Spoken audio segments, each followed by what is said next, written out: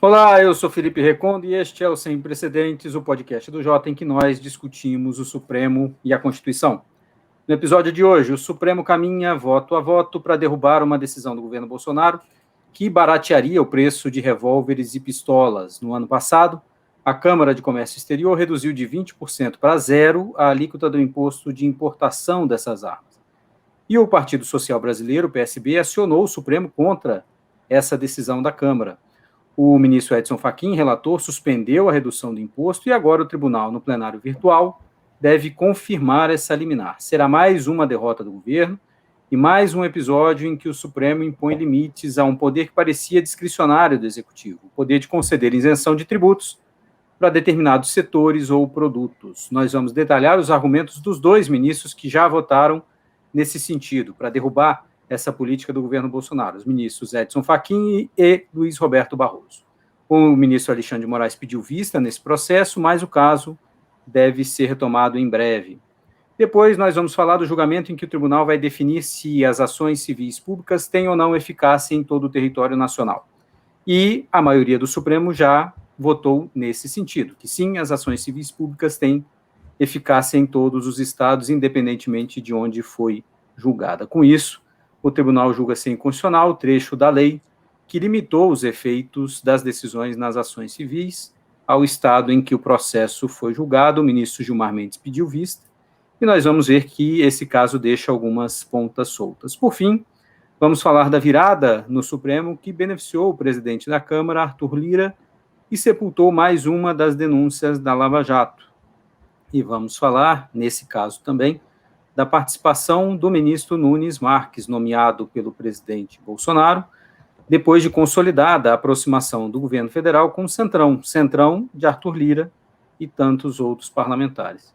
Hoje temos nosso time completo: Juliana Cesário ouvindo da UFMG, Diego Werneck do INSPER e Tomás Pereira da FGV Direito Rio. E ao final do programa, como sempre, nós vamos eleger um fato, uma decisão ou uma personagem desta semana bastante conturbada. Começo com você, Diego, para você nos apresentar aqui o argumento do ministro Fachin, que votou pela inconstitucionalidade dessa decisão de reduzir a zero a alíquota do imposto de importação de pistolas e revólveres. Queria que você nos descrevesse qual é o argumento central, ou os argumentos do Fachin no seu voto.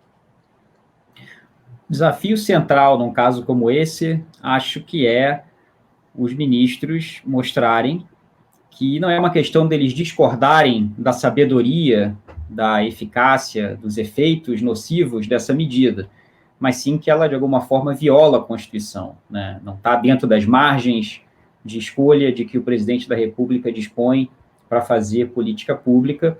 E, nesse caso, essa é uma faculdade que a Constituição expressamente diz que o presidente tem, né, de mexer nesse tipo de alíquota dentro dos limites legais. Então, para dizer que não é uma questão de achar a medida ruim, não é a medida que eu faria se eu fosse presidente, se fosse meu governo, para dizer que não é isso que está acontecendo, o ministro Fachin, ele na liminar, ele dá muita ênfase à proteção ao mercado interno, né? A ideia de que, de alguma forma, a alíquota geraria efeitos no mercado interno de produção, da indústria brasileira de armamentos, e que esses efeitos seriam inconstitucionais. Essa ênfase fica bem atenuada quando ele vota agora, né, para confirmar no plenário virtual a sua própria liminar. Ele enfatiza mais agora outras coisas que tinham na liminar que dizem respeito ao direito à vida, ao direito à segurança pública, né? Como que ele constrói essa relação?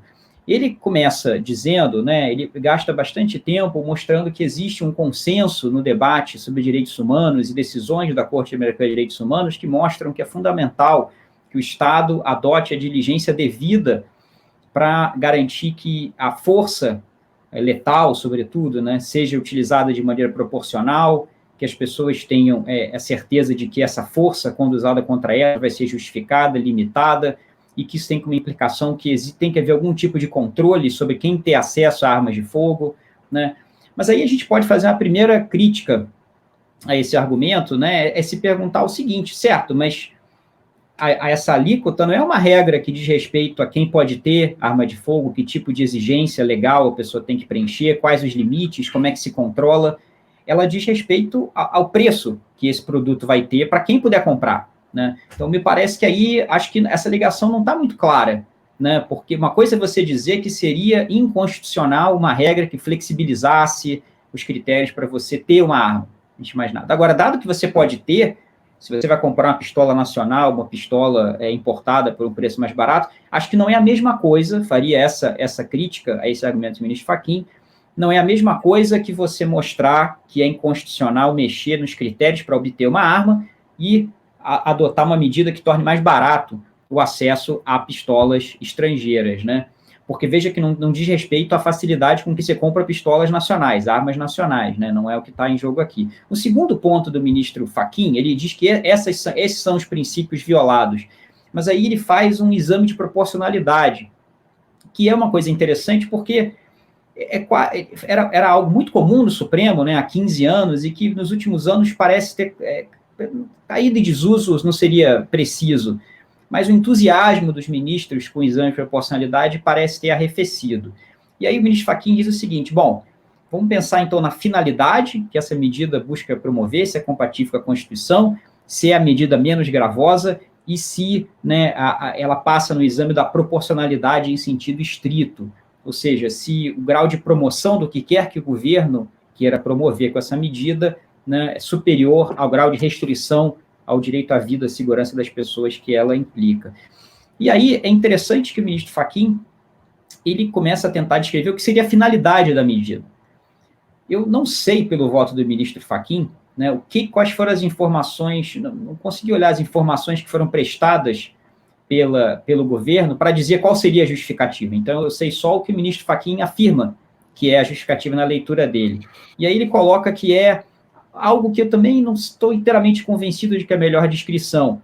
A finalidade é aumentar a circulação de armas de fogo. Isso é um efeito, sem dúvida, né, da medida, mas a finalidade, será que é essa? Né, não me parece a melhor maneira de descrever, mas, enfim, aí ele vai dizer essa não é uma finalidade compatível com a Constituição, o que é uma afirmação muito forte, né, de que não é incompatível com a Constituição uma medida que tenha como finalidade facilitar o acesso das pessoas a armas de fogo. Veja, não estou dizendo o critério de quem pode ter arma, né, mas uma medida que procure, no geral, dentro desses critérios, tornar mais barato o acesso. É aí que eu acho que fica mais difícil de separar a pergunta, né, o que a Constituição diz com o que eu faria se eu fosse legislador, se eu tivesse nessa posição. E aí, o último ponto, né, você poderia imaginar que o papel do Supremo, nesse caso, é forçar o governo a fazer o seu dever de casa. E eu acho que uma decisão como essa é importante nesse sentido, né? Fazer um exame de proporcionalidade é exigir que o governo dê justificativas melhores, mostre por que essa política pública tem alguma finalidade razoável, constitucional, lá no plano do governo para a economia brasileira, por exemplo. Mas, quando você diz de antemão que qualquer finalidade que envolva aumentar a circulação desse bem, torná-lo mais barato, é inconstitucional, você já fecha a porta para o que poderia ser uma conversa entre o Supremo e o Poder Executivo, né? Então, eu apontaria essas dificuldades com os argumentos do ministro Fachin nesse momento. Juliana, eu queria te ouvir sobre o voto do ministro Barroso. É um voto que no total tem 9 páginas, mas líquido mesmo, como argumento dele, tem apenas 2 páginas, né? Um voto bastante sintético e algo que nos chamou a atenção também, que é a tese que ele propõe. Queria que você falasse sobre o voto dele, Juliana, por favor. Olá, Recondo, Diego, Tomás. O voto do Barroso realmente ele é sintético do ministro Barroso, mas tem vários argumentos, né? Ele também investe um pouco nesse argumento econômico. Ele diz que não seria conveniente, né? Ou não se justificaria constitucionalmente uma renúncia de receita num momento como esse, né? De crise, de pandemia e tudo mais. Ele fala da questão da segurança pública também, né? Da capacidade distributiva, né? Por que se estaria isentando justamente pistolas e revólveres e não outros itens de maior necessidade para a população? Mas eu queria chamar a atenção para um argumento específico, né?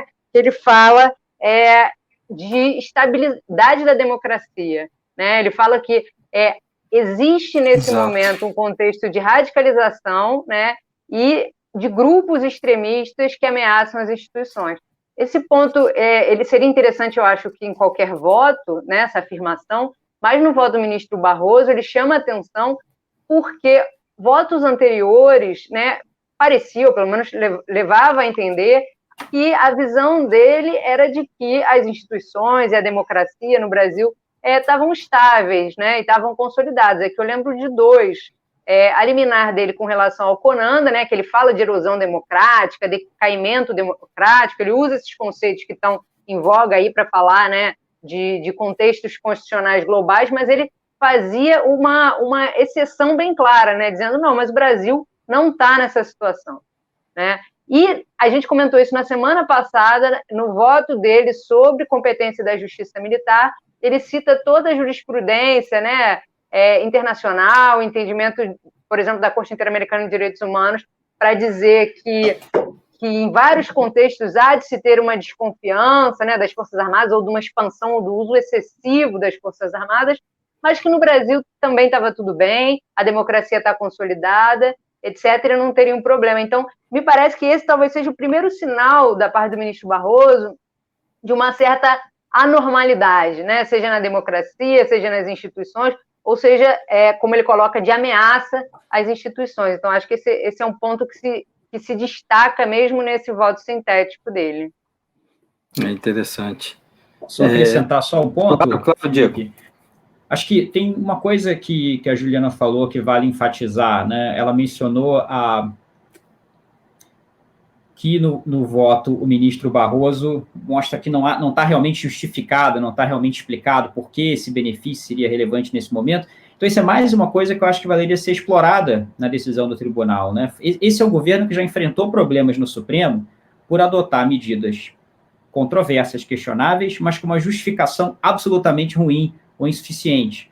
Então, esse seria uma outra coisa que poderia ser levado na decisão adiante, né? Se o governo tem boas razões para essa medida, para essa política pública, quaisquer que sejam elas, que elas, então, sejam apresentadas. Pode ser que esse caso possa ser visto como mais um caso do Supremo desconfiando do que seriam medidas arbitrárias do governo, né? Talvez até você tivesse esse poder para fazer o que você está fazendo, né? Mas fazer dessa maneira, assim, né, sem nenhuma justificativa, sem nenhum critério, você não pode fazer. Então, acho que isso é um elemento que talvez una essa decisão com outras do tribunal.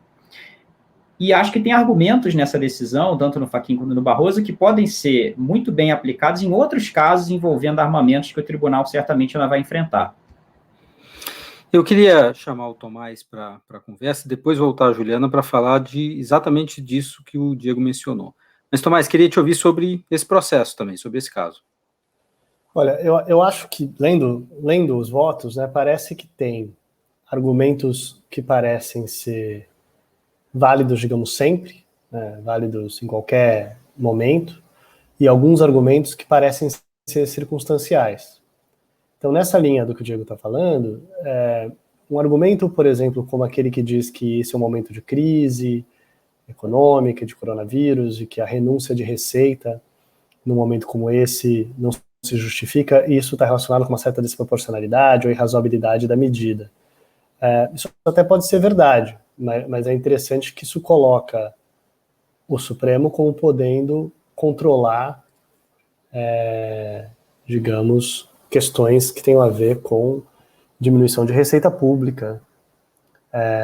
E fica a pergunta, isso valeria para qualquer outro, isso talvez valeria para qualquer outro produto, né? Se é um momento de crise, né? Renúncia de receita, em certa medida, em relação a qualquer outro produto também seria proibido nesse momento, tem a ver com o produto e tal.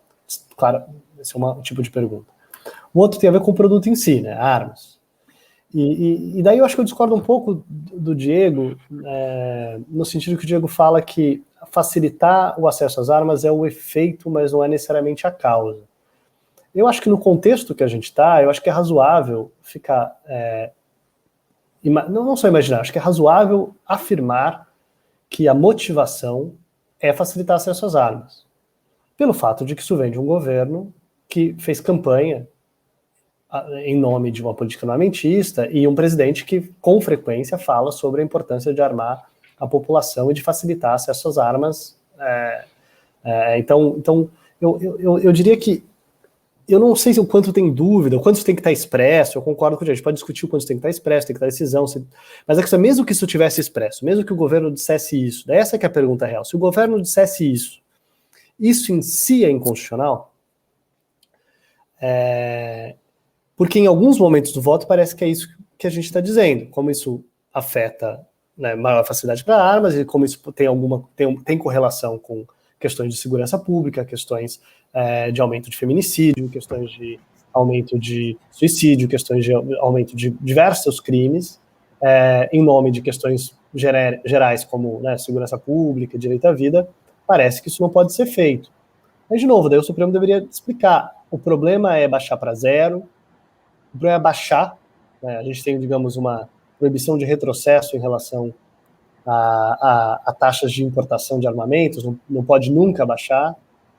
Enfim, só para dizer que eu acho que tudo que eu estou dizendo é na linha do que o Diego disse, né? Tem um desafio num caso como esse, do Supremo ser capaz de fazer a diferenciação entre eu discordo dessa política pública, e eu discordo dessa política pública, por exemplo, e essa política pública é inconstitucional. É inconstitucional que o presidente da República faça isso. E se for inconstitucional, tem dois caminhos para dizer que ela é inconstitucional. Um tipo de constitucional pode ser uma inconstitucionalidade, digamos, em relação a requisitos formais. Para você fazer isso, você tem que apresentar argumentos, você não fundamentou suficientemente essa decisão. É claro que isso afeta substantivamente, mas isso é diferente de, mesmo que você tivesse fundamentado substantivamente sua decisão, esses argumentos, quaisquer argumentos que você trouxesse, nenhum deles poderia nos permitir fazer isso, porque é inconstitucional em si facilitar acesso ao armamento. Eu até acho que o Supremo poderia ter essa posição, mas o ônus argumentativo é grande, e isso faz com que a gente pense, então, nas implicações para isso para diversas outras situações de facilitação de armamento. Então, isso afetaria para questões que têm a ver com porte, questões que têm a ver com posse, questões que têm a ver com criminalização ou descriminalização dessas condutas. Talvez isso valha para várias outras coisas. E pode ser que isso seja o início de uma jurisprudência do Supremo que basicamente caminha para estabelecer uma restrição constitucional que afete outros elementos e outros institutos. Mas, no momento, eu diria que as decisões que a gente está discutindo não fazem isso. Elas não deixam claro o que de concreto, de fato, impede isso, e especialmente como isso afeta outros casos, como isso afeta outras situações. Claro que você pode dizer que cada caso é um caso, nesse momento estão julgando esse caso, mas eu estou dizendo assim, é óbvio que eles não têm que julgar um outro caso agora, mas eu acho que eles têm que deixar claro os fundamentos dessa decisão para que nós sejamos capazes de, com um grau de segurança, poder afirmar como isso afeta outras situações, para além do contexto específico. Só um ponto muito rápido, em outro momento do voto, o ministro Fachin formula o fim de uma maneira diferente, facilitar o acesso a armas produzidas em países estrangeiros. E aí, se essa é a versão, seu ponto fica ainda mais forte, né? Então, é esse fim que é inconstitucional por si, né? Isso seria uma coisa importante de se explicar. E eu acho que você também reforçou um outro ponto que é importante. Pega o que o ministro Fachin está dizendo e o que o ministro Barroso estão dizendo. Se é inconstitucional fazer isso, nesse caso, então, provavelmente, por implicação, todas as outras coisas envolvendo flexibilização de armamento teriam que ser inconstitucionais também, porque esse é um caso em que é uma prerrogativa do Executivo que tem um impacto bem mais distante sobre a quantidade de armas que vai haver circulando na população. As outras coisas têm impacto muito maior. Quem pode comprar arma, quantas armas pode comprar, né? Dado que, no fim, a diferença é comprar arma estrangeira ou comprar arma nacional. Isso é que é afetado por essa medida. Na prática, é isso. Então, já que você está falando disso, eu queria, inclusive, chamar a atenção para esses casos, né? Que não só os que estão pendentes, como, por exemplo, aquele, né, que questiona a revogação da portaria do Exército que permitiu o monitoramento de armas, mas também as ações que questionam esses últimos decretos que ampliaram posse e porte de armamento, né? E aí a observação do Tomás né, se torna muito mais concreta, quais são os elementos e onde é que o Supremo vai buscar essa coerência, já que tem muitos casos colocados nesse mesmo contexto que a gente espera que sejam decididos pelo tribunal. Mas me chamou muita atenção essa semana que um caso também envolvendo armamentos foi decidido no plenário virtual, e o resultado foi diferente do que está se delineando nesse caso, né? Esse caso que estava no plenário virtual era uma ação que questionava dispositivos do Estatuto de Desarmamento que faziam algumas limitações ao porte de arma de guardas municipais. Então, estabelecia que municípios até 50 mil habitantes, a guarda municipal não teria esse porte de arma, entre 50 mil e 500 mil habitantes teria esse porte em serviço, e não previa essa limitação, e previa a possibilidade do porte para populações acima de 500 mil pessoas, né? E aí, nesse caso especificamente, o ministro Alexandre de Moraes disse que essa lei era inconstitucional, que esses dispositivos são inconstitucionais, que não poderia ter essa gradação, que isso feria a igualdade, a eficiência, que o fim buscado é a segurança pública, e aí colocou a Guarda Municipal com muita tranquilidade na função de segurança pública, e disse que o objetivo é o combate à criminalidade. E foi vencedor, com apoio assim, massivo de muitos ministros. Na verdade, a divergência ela foi puxada pelo ministro Luiz Roberto Barroso, né, de quem a gente falava há pouco, que disse que essa norma, na verdade, ela não proíbe, ela controla, né, ela normatiza, e que não viola, né, a igualdade, porque existe um critério, que é um critério populacional. O ministro Alexandre de Moraes diz que esse critério não tem cabimento, que a criminalidade não está ligada à população, e o ministro Luiz Roberto Barroso ele foi acompanhado pela ministra Carmen Lúcia e pelo ministro Edson Fachin. Ou seja, essa decisão da mesma semana foi uma decisão que ampliou, de alguma maneira, o porte de armamentos no Brasil, inclusive fora do serviço, inclusive da Guarda Municipal, que no voto do ministro Barroso ele frisa que tem como função principal a defesa a proteção da propriedade do município, né? Então, é interessante ver esse contraste, né? Ver como é que o tribunal vai se colocando e, de repente, não se coloca de uma maneira mais sistêmica, mais coerente, como o Tomás estava chamando a atenção, né? Não testa esses argumentos nos diferentes casos que estão colocados. Aqui poderia até ser feita uma diferenciação, porque se trata de agente público, né? Mas essa diferenciação ela não necessariamente está atrelada a todas as justificativas, porque você aumenta a arma em circulação, você aumenta pessoas que vão ter acesso a armamentos. Então, é uma questão correlata e que talvez vá ser decidida de maneira diferente, porque essa da alíquota ainda não teve o seu julgamento concluído, né? Deixa eu fazer uma provocação aqui para vocês, Tomás, rapidinho, claro. E eu já passo a palavra para você. Primeiro, no argumento que o Diego descreveu, inclusive do ministro Barroso, foi a Juliana que descreveu do ministro Barroso, do imposto de importação, arrecadação e perda de receita, né? Bom, imposto de importação não é um imposto arrecadatório, ele é imposto de controle, né, de equilíbrio de mercado. Então, você imagina quanto de receita gera imposto de importação sobre armas importadas. Deve ser pouco. Então, o impacto não necessariamente vai ser grande, mas esse foi um argumento utilizado, né? E aí a provocação que eu quero fazer é em cima do que a Juliana mencionou. Nesse caso da Guarda Municipal, nós estamos falando de uma força de Estado. E no nosso episódio 49, se não me engano, quando a Juliana levantou esse ponto de armamento, a gente falou que existia no tribunal, especialmente relacionado ao inquérito de fake news, um certo receio de que fake news levariam a um efeito de desmantelar ou tirar legitimidade do tribunal, ao mesmo tempo que poderiam estar se armando para formar uma milícia. Isso a gente ouvia dos ministros em reservado, esse receio. Então, será que nós não temos realmente uma diferença de tratamento? Esse caso aqui não parece que está mais voltado uma preocupação para evitar que particulares se armem e aí teria uma diferença em relação a essa decisão de polícias, de força de Estado? Será que não tem essa distinção? É claro, isso não está no voto, não é mencionado por ninguém, mas quando a gente ouve os ministros, especialmente em relação a inquérito de fake news e atos antidemocráticos, eles dizem que o próximo passo seria a formação de alguma milícia armada. Lembremos, num dos acampamentos na esplanada dos ministérios, havia pessoas armadas e exibindo essas armas. Eu acho que isso ficou também no imaginário dos ministros. Eu queria ouvir vocês sobre isso. Eu acho, Recondo, ótimo, e tem tudo a ver com o que eu ia falar, na verdade, né? Eu ia reagir a Juliana, mas reagir aos dois. Eu corrigiria muito pontualmente, é uma coisa de detalhe, mas isso está no voto dos ministros, mas não dito pelos ministros, né? Eu ia chamar a atenção para o fato de quem são os amiticuri nesses casos, no caso da questão de importação, né?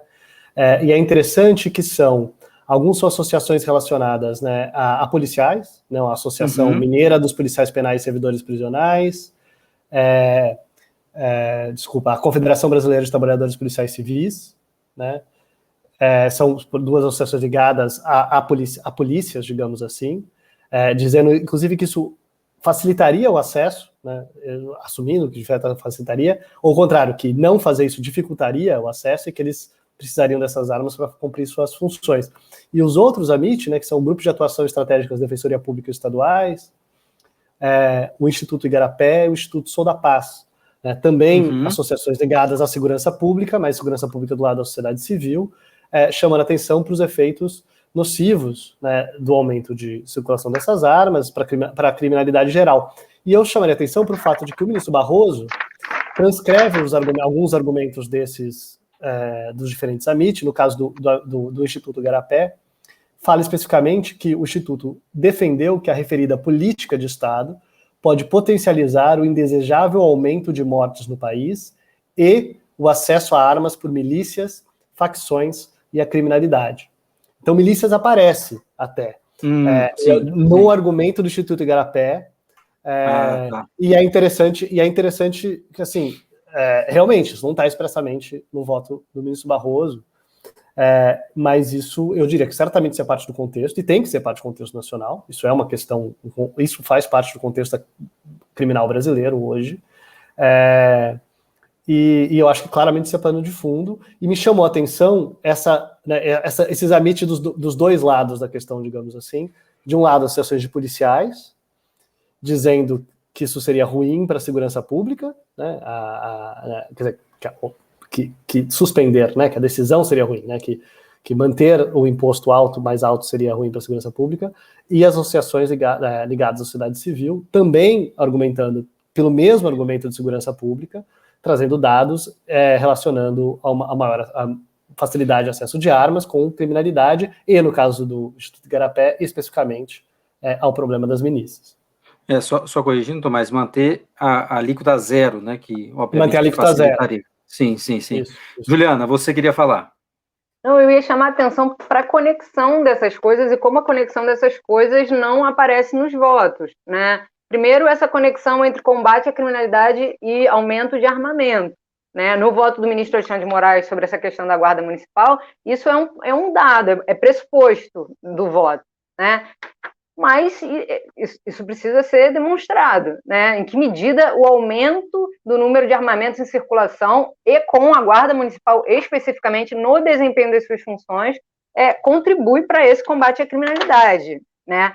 Então, acho que isso é um fato importante. E também, se há essa diferenciação, né, se há uma tranquilidade, digamos assim, da parte dos ministros com relação ao aumento de armamentos com agentes de segurança, né, e não com grupos extremistas, né, pessoas que eles estão, talvez, em mente, como você mencionou, né, do acampamento que ameaça as instituições, isso também desconsidera essa realidade aí que o Tomás trouxe a nossa atenção, que aparece lateralmente, né, via Amiticuri, e essa realidade de que essas coisas não estão dissociadas, né? As forças de segurança, primeiro, tem um índice de letalidade no Brasil altíssimo, isso tem que ser levado em conta também, e que esses armamentos transitam também, né, entre o oficial e o não oficial. Então, quer dizer, todas as informações fáticas não me parece que estejam sendo devidamente consideradas nesse debate e não estejam sendo consideradas, inclusive, de maneira integrada, né? Porque todas essas discussões estão relacionadas.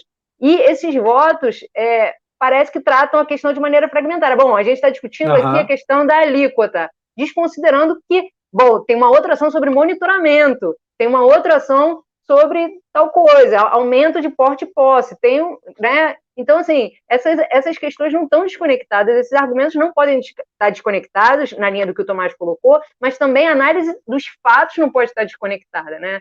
Então, esse cenário ele não pode ser visto de maneira parcial, ele tem que ser visto de maneira complexa e integrada, porque o problema é complexo e é integrado também. Diego. E ele chegou no Supremo em variadas ações, como você colocou, chama atenção para essas ADINs que estão com a ministra Rosa Weber, nas quais ela pediu informações ao governo relativas a decretos que flexibilizam as condições para aquisição de armas por civis, né? Pode comprar mais armas, por exemplo. E esse vai ser um bom teste, Felipe, da sua leitura, né? Acho que, talvez não um teste, acho que vai ser um caso que vai claramente na mesma linha que a gente já está vendo aqui, né? Se tudo se mantiver, se a sua leitura estiver certa, esses outros elementos se mantiverem, essa integração que a Juliana e o Tomás estão apontando, esse vai ser um caso que deve acabar com a declaração de inconstitucionalidade, ao menos parcial, desses decretos, né? Pelo menos a conspiraria, acho que é uma boa leitura, porque tem a ver com armar a população civil, que é exatamente o ponto que você está tocando. E eu só, pensando nas conexões, enfatizando algo que o Recondo disse na abertura, né? Que quem pediu vista nesse processo da alíquota zero foi o ministro Alexandre de Moraes, exatamente o ministro cujo voto a Juliana está discutindo no outro processo. Então também vai ser interessante. E, Tomás, que relata o inquérito de fake news e que relata o inquérito de atos antidemocráticos. Então, talvez ele faça algumas ligações. Vamos ver aí e esperar o voto dele, né?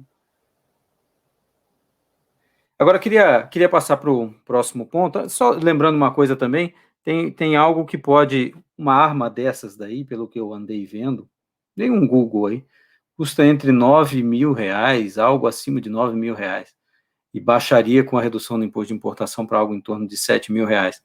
Isso antes do aumento do dólar, né? Então, o aumento do dólar pode coibir que se compre armas também fora do país. Mas, enfim, queria passar para o próximo ponto, sobre ações civis públicas, e eu pediria para a Juliana apresentar o problema para a gente das ações civis públicas. O julgamento já está bastante avançado, com maioria, mas queria que você falasse um pouco desse processo, Juliana, por favor.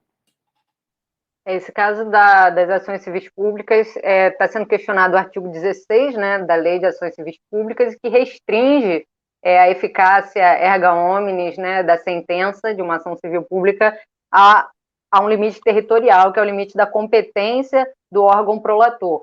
Né? Esse dispositivo ele não é um dispositivo original, né, da lei, que é de 85, ele foi derivado de uma medida provisória que foi convertida em lei em 97, no contexto das privatizações do governo Fernando Henrique Cardoso. Né?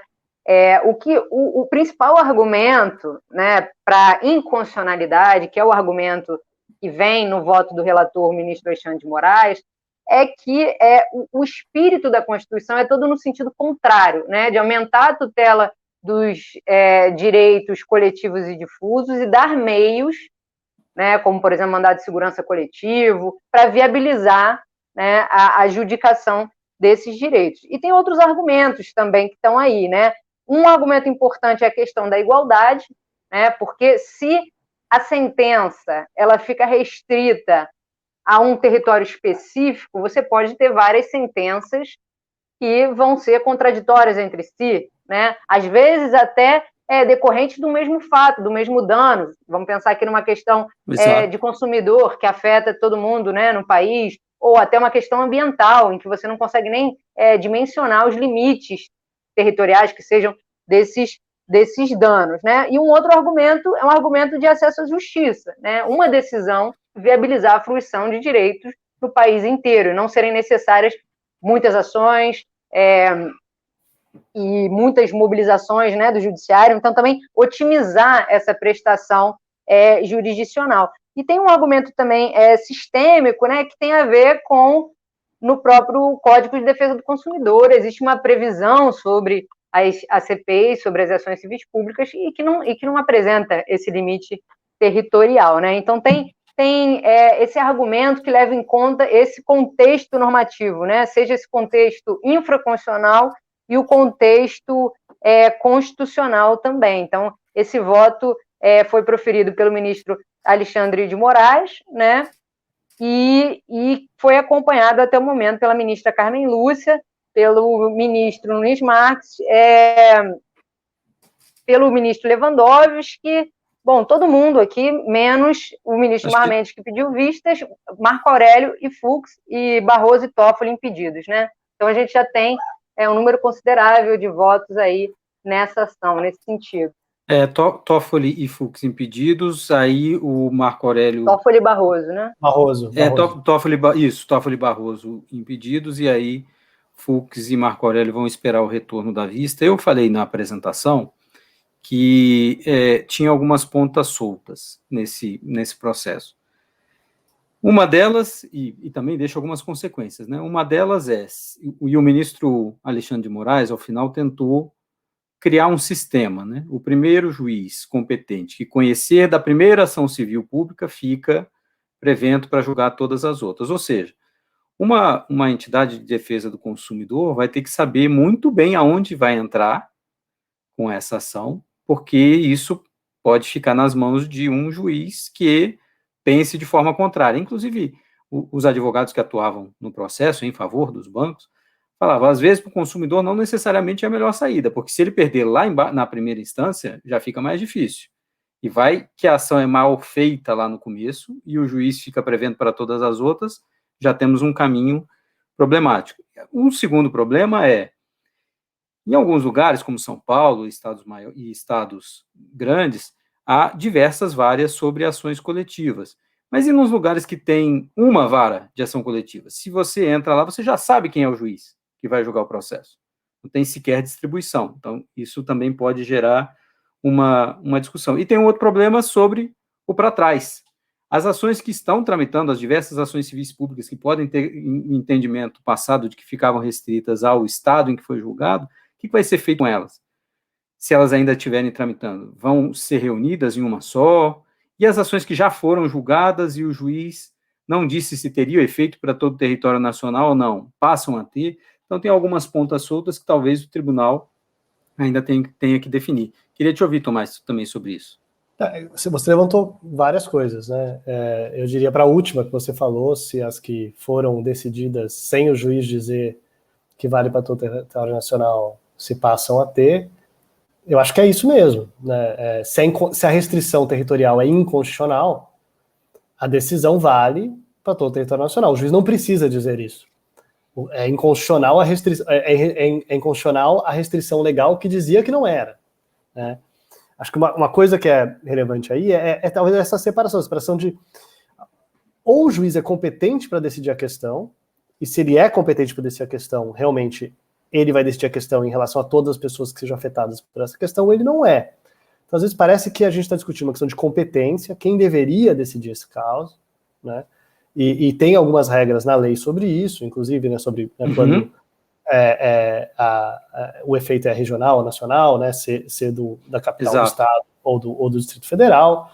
Então, tem algumas medidas já que tentam lidar com essa situação, fazendo com que seja decidido, por exemplo, na capital do estado ou no Distrito Federal.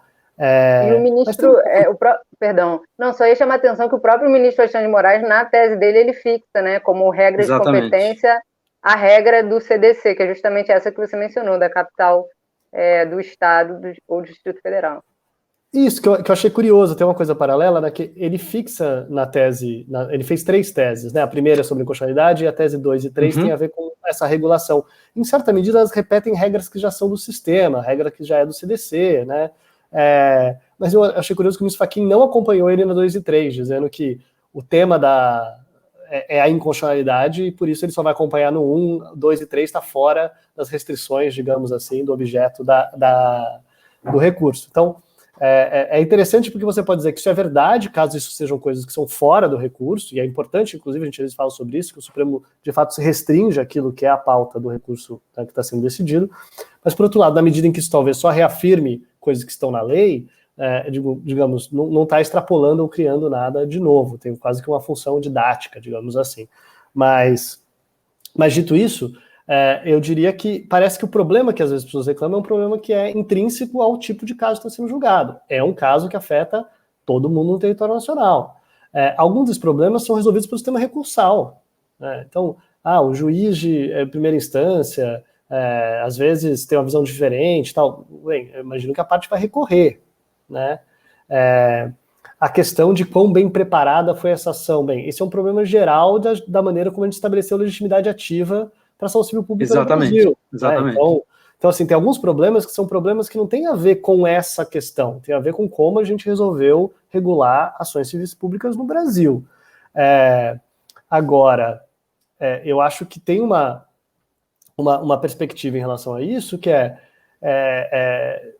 como eu disse, no final das contas, se decisões erradas ou ruins podem ser tomadas de qualquer maneira, você vai ter o recurso. Acho que a grande questão é se você não tem o recurso, né?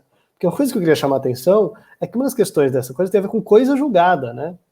A coisa julgada. Então, a coisa julgada vai ocorrer, né, tem a questão dos efeitos dessas sentenças todas, claro, e inclusive tem essa confusão, confunde às vezes os efeitos da sentença, quem é afetado, coisa julgada, mas a questão da coisa julgada, ela vai ocorrer se isso transitou em julgado. Então, isso só vai transitar em julgado caso não tenha recurso, tenha transitado em julgado, ou tenha recorrido e os recursos tenham sido julgados.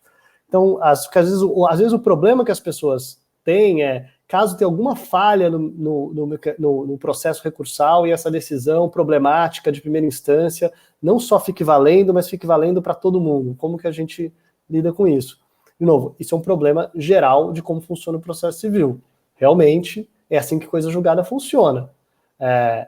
Você pode ter algumas opções excepcionais em que você pode desconstituir essa decisão, né, se tiver alguma causa que justifique isso, mas em geral é assim que funciona. E se a causa afeta muitas pessoas, elas vão ser afetadas por essa decisão, não tem muito jeito. Eu só queria acrescentar uma coisa que o Recondo falou sobre o posicionamento dos bancos, né? Nessa ação, os bancos estão a favor da restrição territorial, né? E não do alcance nacional, mas é interessante que o ministro Nunes Marques trouxe o argumento de que, em tese, isso poderia ser bom para os réus, digamos assim, né? Evitar litigar em um monte de lugares ao mesmo tempo. E aí, claro, tem a questão de que essas instituições, nesse caso, instituições bancárias, muitas vezes são litigantes habituais, né? E que acabam incidindo em violações de massa e, contanto, de alguma maneira, com essa fragmentação das decisões e de que nem todas as localidades vai haver mobilização nesse sentido. Então, é interessante, né, que, em tese, essa uniformização traria problemas que poderiam recair para os dois lados, uma ação ruim, mal colocada, que pode levar uma perda para o consumidor, mas também o outro lado da verdade, né?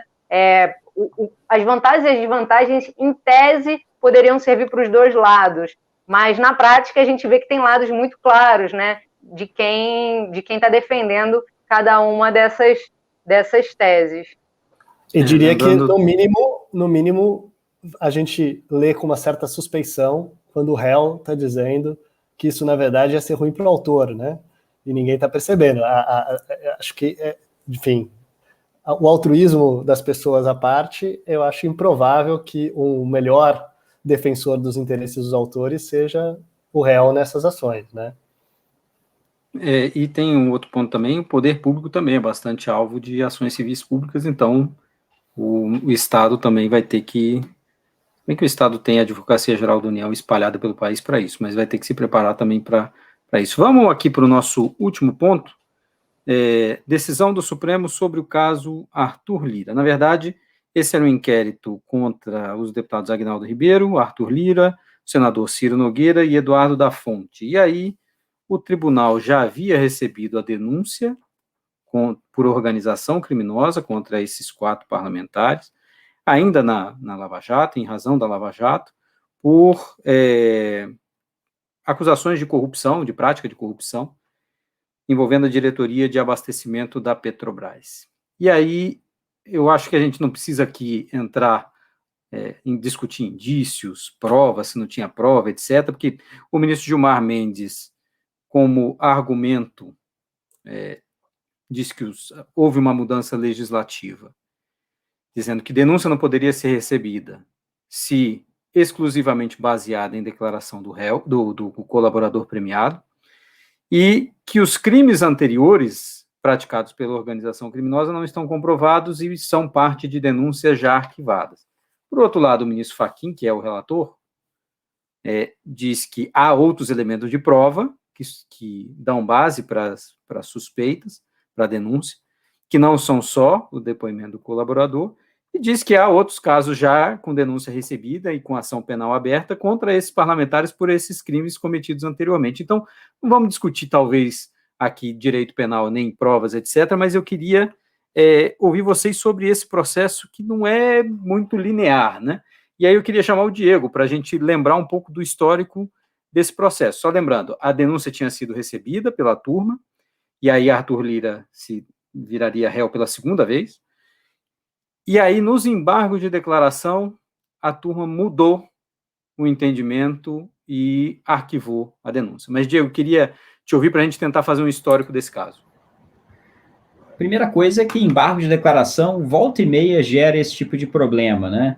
Você tem um instrumento que supostamente é para sanar obscuridades, contradições, omissões numa decisão, mas não alterar a decisão. Quem discorda e perdeu, perdeu. Quem ganhou, ganhou.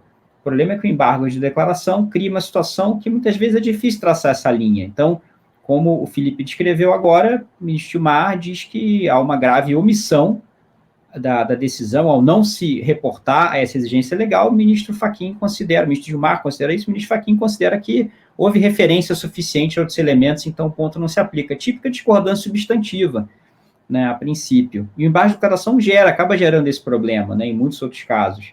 Dá muita liberdade para os ministros controlarem quando que vai ser só, de fato, fixar ali, resolver algum problema formal de obscuridade, quanto que eles vão dar efeitos infringentes aos embargos que eles dizem que não pode, mas é o que acaba acontecendo na prática em muitos casos.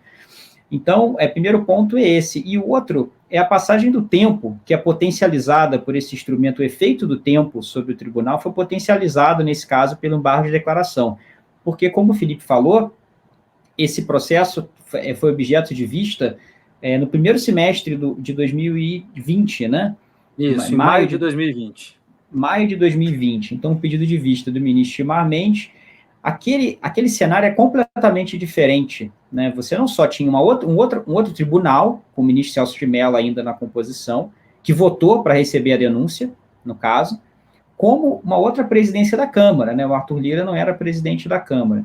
Então, quase um ano depois, né, essa vista foi devolvida em fevereiro agora. Essas duas coisas alteraram. O ministro Celso de Mello não estava mais no tribunal, o Arthur Lira agora é presidente da Câmara.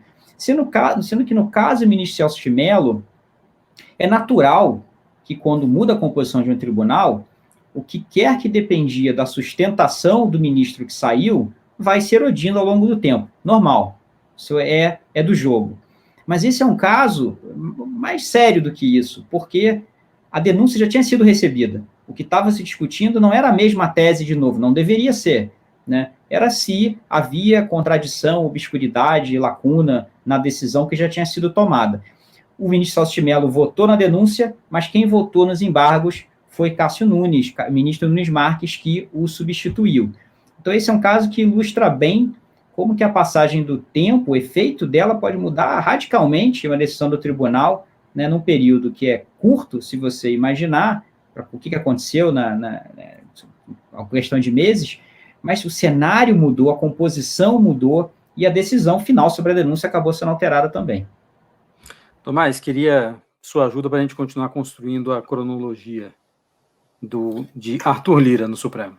Então, acho que a primeira coisa é que tem mais de um inquérito, mais de uma ação simultânea, né, no qual ele aparece como, né, investigado ou eventualmente, né, denunciado.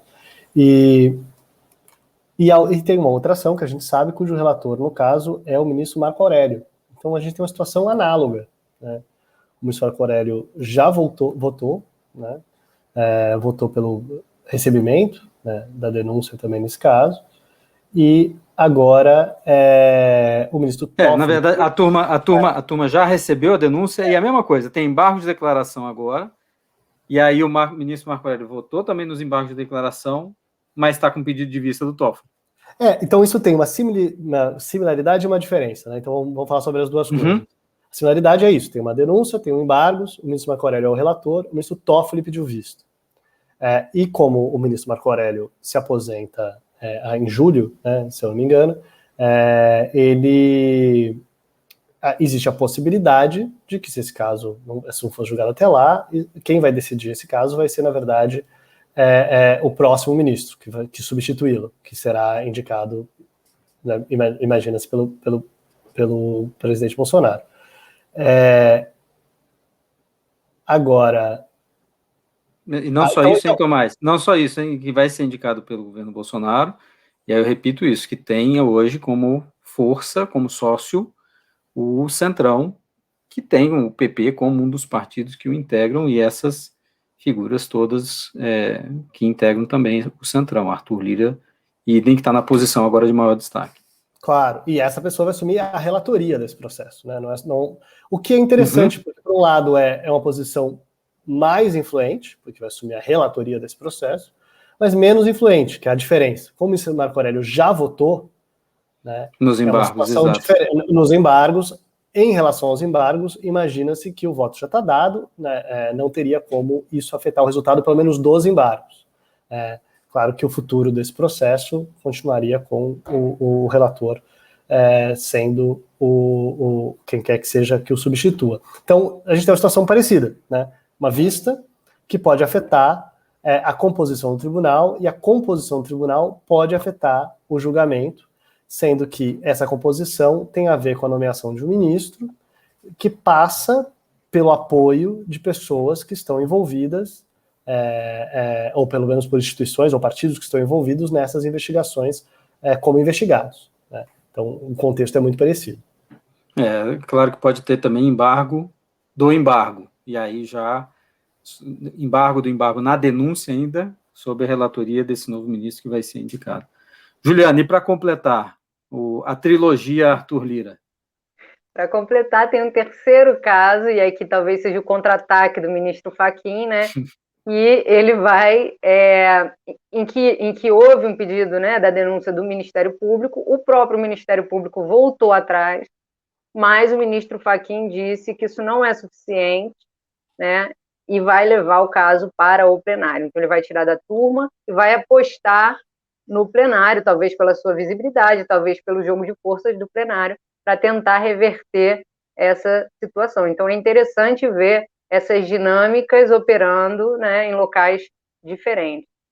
O Ministério Público ofereceu a denúncia e agora pede o arquivamento, e o ministro Fachin vai levar para o plenário. Vamos ver qual vai ser a decisão. E aqui vamos para a nossa rodada final. Vou começar com o Diego, para a gente eleger um fato, uma decisão, uma personagem da semana. Diego, queria começar hoje por você, depois Juliana e Tomás. Felipe, vou começar apontando esse despacho do ministro Marco Aurélio, que encaminhou para a Câmara uma queixa-crime contra o presidente Bolsonaro, né? Foi o Flávio Dino acusando o presidente Bolsonaro de calúnia. E por que isso é interessante? O ministro Marco Aurélio não se pronunciou sobre o mérito, não tem nenhuma... É importante deixar isso bem claro, e a Câmara pode sentar em cima disso, não tem prazo, pode acontecer, mas no passado o ministro Marco Aurélio já deu decisões forçando a Câmara a se pronunciar sobre o pedido de impeachment contra o presidente Temer. A instalar a comissão de impeachment, exatamente. Exato, tem que instalar a comissão. Não foi isso. Não, eu mesmo, quando li essa notícia, achei que tivesse sido algo parecido, conhecendo o histórico do ministro Marco Aurélio, mas não, é uma coisa bem mais rotineira, simplesmente passar para a Câmara essa queixa-crime. Mas por que isso é interessante, apesar de formalmente ser um ato burocrático? Porque até onde eu me lembre, até onde eu consegui procurar, nós não tivemos ainda um teste oficial no Brasil da possibilidade de uma ação penal privada contra o presidente da República, né?